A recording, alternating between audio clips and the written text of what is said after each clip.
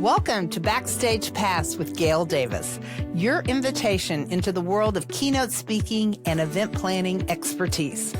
Join us as we pull back the curtain and dive into exclusive interviews with speaking industry experts. From seasoned speakers to master event planners, we're here to provide you with the ultimate backstage experience. Get ready to unlock valuable insights, tips, and strategies that will elevate your events and leave your audience inspired.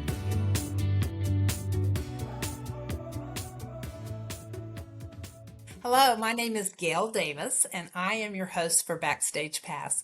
I am so excited about our guest today, Alison Canavan. I recently had the experience of being the client that hired Alison. I'm completing my third year as the EO Dallas Learning Chair, and my team had an office visit with Alison.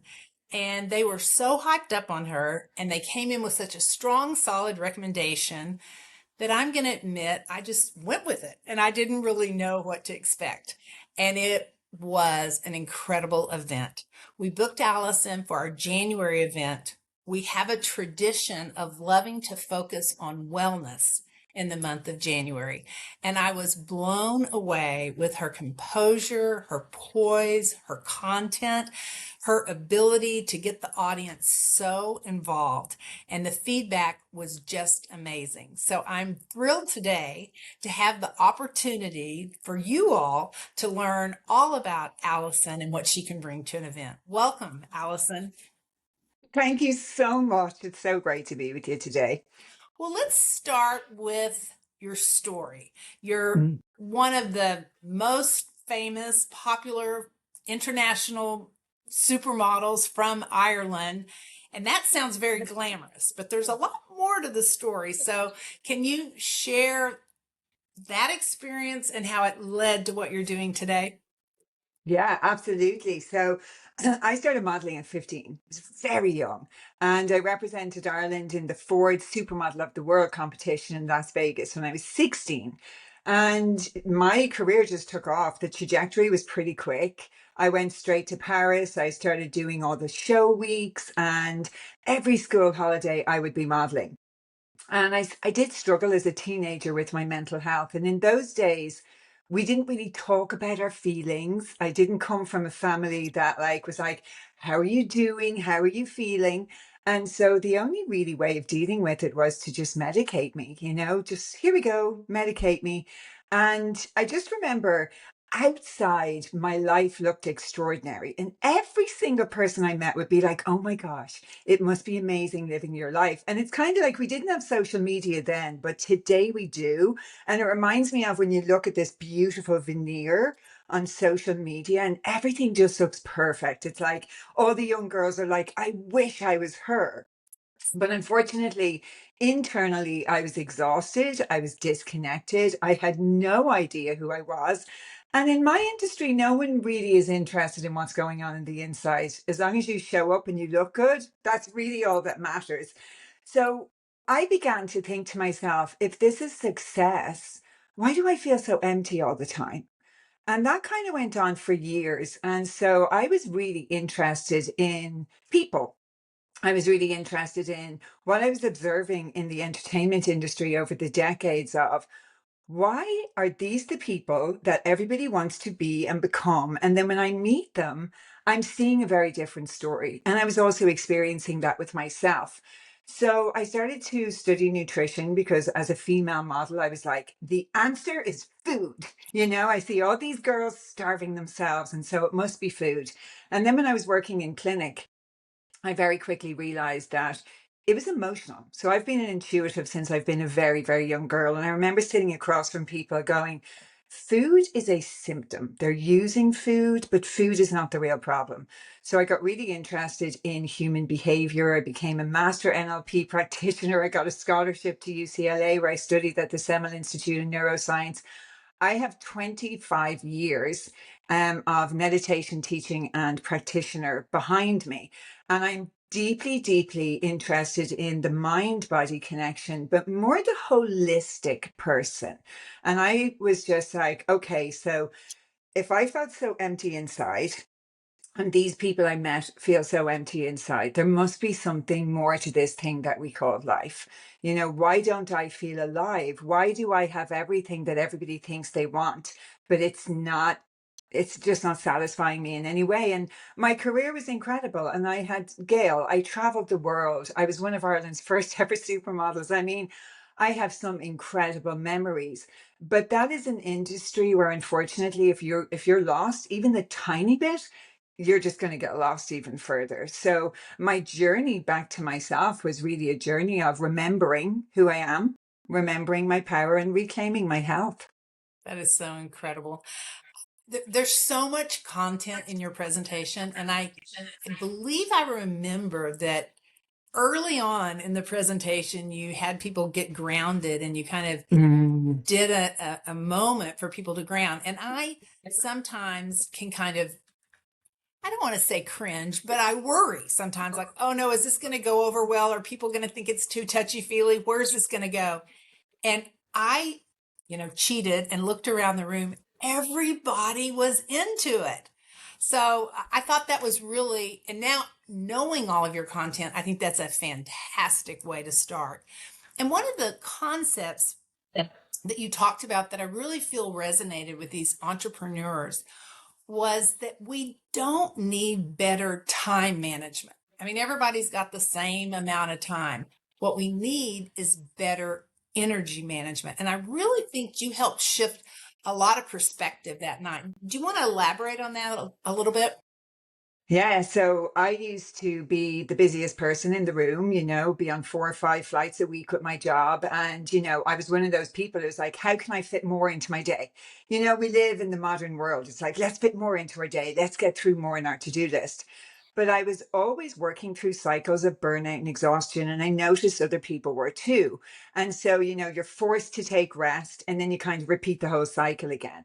And so, through a lot of my studies and through studying energetics from so many different aspects, from ancient Chinese wisdom, from being a meditation practitioner, from understanding food as energy, I began to really realize everything is energy, from the words we speak, from the thoughts we have, from the conversations we get into. And all day long, we are spending, saving, or investing energy.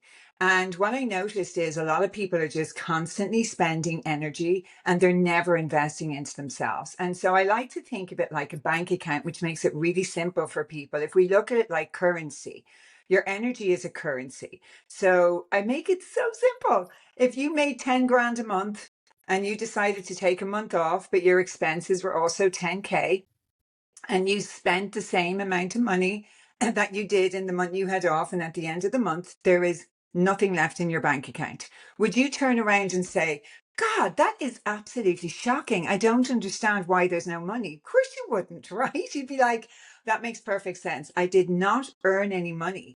I did not deposit anything into my bank account, yet I spent the same. So when I talk to people about their holistic health and well-being, including CEOs, when we look at teams, I say, okay, so are you overspending and never depositing? And a lot of people say, wow, all I do is spend energy. But if we're working, like when we talk about nervous system regulation, a lot of people like me who are type A, who have a huge capacity for stress, like I have a massive capacity to push myself and get a lot done. We can work off our dysregulated nervous system for many, many, many years. And that's why a lot of CEOs come to me and they say, I don't understand. I've been working like this for 20 or 30 years. I've built amazing companies. They have a list of all these incredible successes. And then they say, but it's just not working anymore. And I'm like, yeah, because your body is now saying no. Your body is saying you've had your foot in the gas pedal and your foot in the brake at the same time. And your engine, this is your car. This body is your beautiful vehicle that you've been given to transport you through life. And now the engine, which is everything going on inside, is saying, no, I'm breaking down. I can't do this anymore. And that's when we see these cycles of burnout. So I get people to, one of the things that I used to find really annoying, Gail, to be honest with you, was in this whole world of wellness, everything can seem very complicated. We do not need to add more onto already busy and stressful lives. So the work I do is about taking out. What can you take out? So let's not add more in. because our to-do lists we're going to die with, let's be honest. Like, we're going to still have them the day we're leaving this planet. So it's not about fitting more into your day, it's about becoming more aware of how you are living. How am I actually spending my time, energy, and soul force? Am I spending it in places that are depleting me really quickly? If you're exhausted at 3 o'clock every day, I would get you to go all the way back to your morning and say, how do you start your morning? What's your first thought of the day? Do you press snooze a couple of times? Do you start scrolling on your phone, which puts you into the stress response?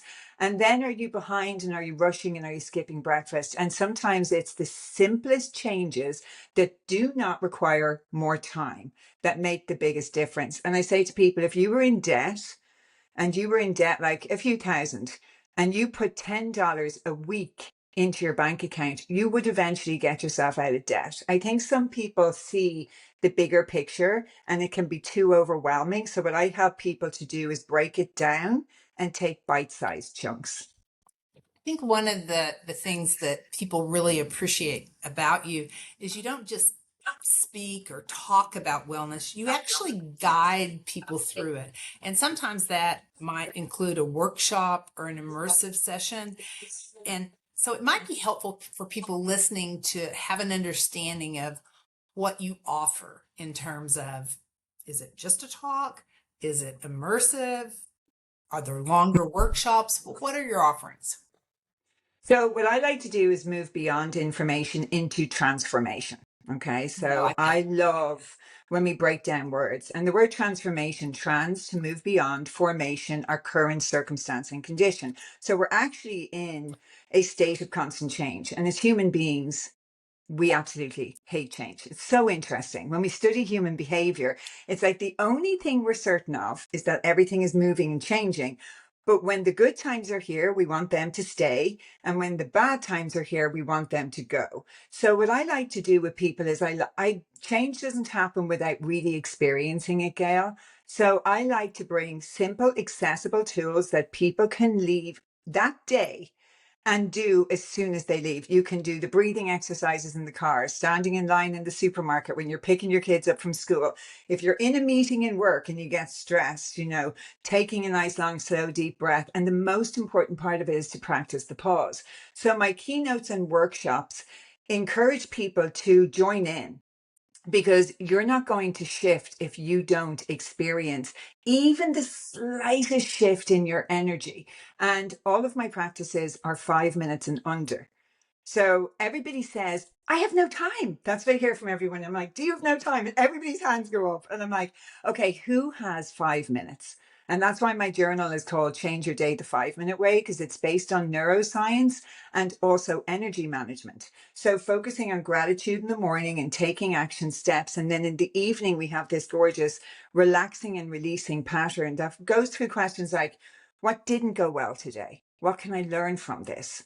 I am letting go of. And this is something that as human beings, we don't do enough of, because we keep carrying and building stuff from the days and the weeks before. So I like to give people simple tools that are not going to require more time or more energy, but they're going to absolutely transform their life, so that when you leave one of my workshops or talks, you either have some simple tools that you can implement straight away if you're feeling overwhelmed, overburdened, or if you would simply like more clarity. Or then I have longer workshops where we can sit and we can go really deep into how do we create? How do we create a vision? Why our words are really important? Why, as leaders, it's important to remember we've 2 ears and one mouth. So most of us in today's world, we don't listen. I'm Irish. We talk all the time. It's like one of the things we're great at in Ireland is chatterboxes. But one of the most important things that we can remember, especially as leaders in today's world, is to listen to ourselves and then listen to others.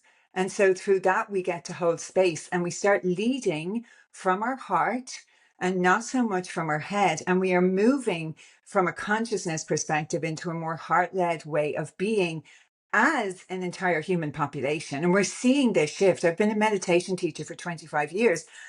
12 years ago, Gail, I kept saying, honestly, Mindfulness, meditation. We will be bringing it into, conferences in the corporate world, and people thought I was absolutely insane.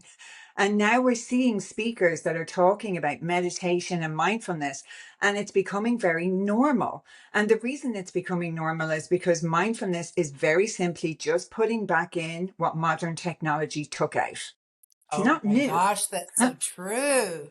Say that Yeah. again. Mindfulness is putting back in what modern technology took out. So think about it, right?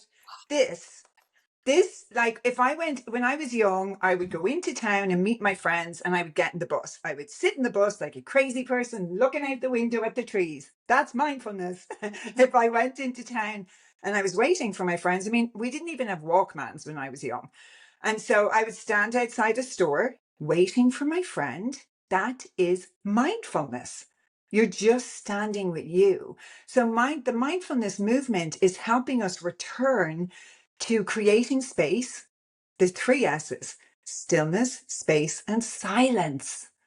These are three things that most people don't have.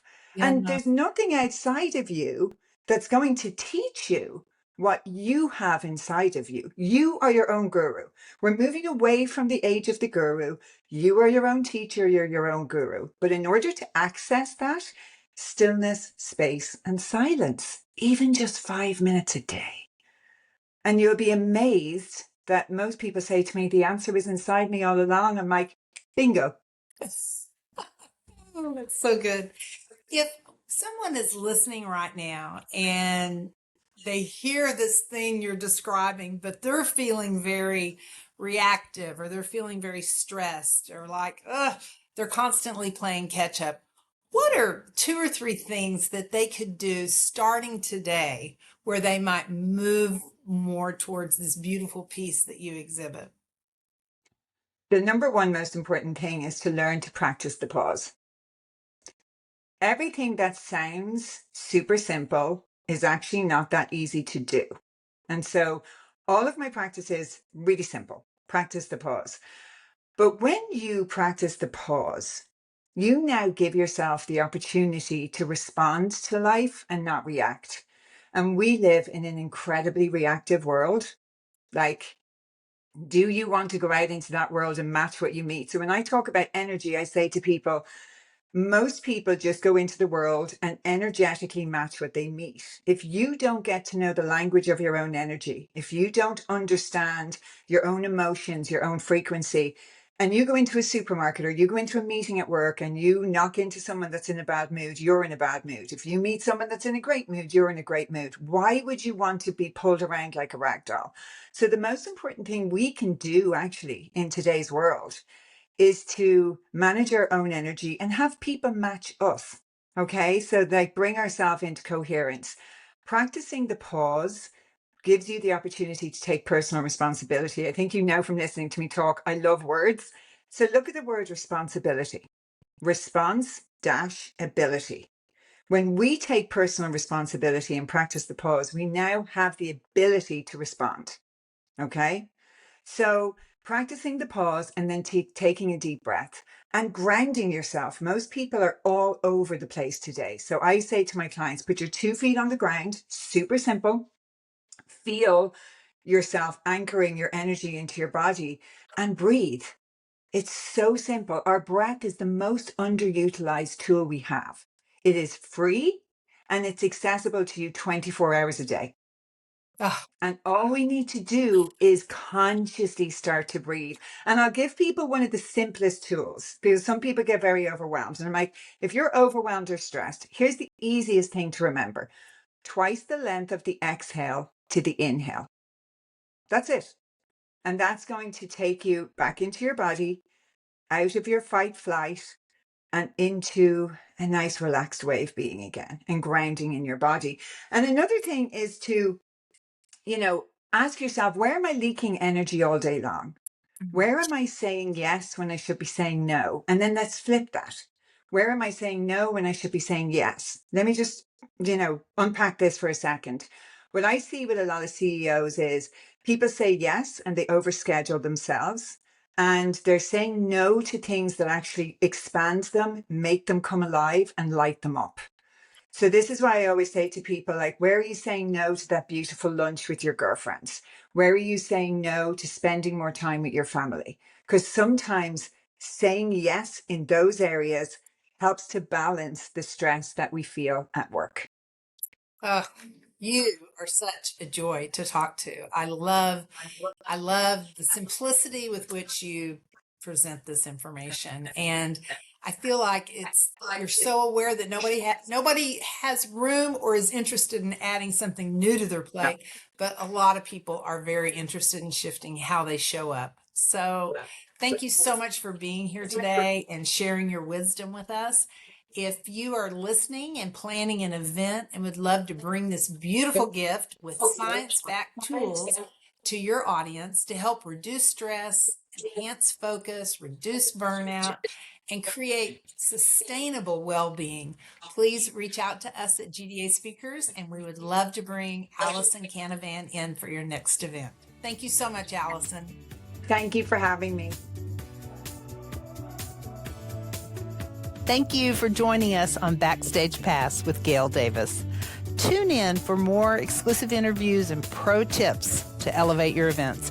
Don't forget to subscribe and share your thoughts with us. We'll catch you next time behind the curtain on Backstage Pass.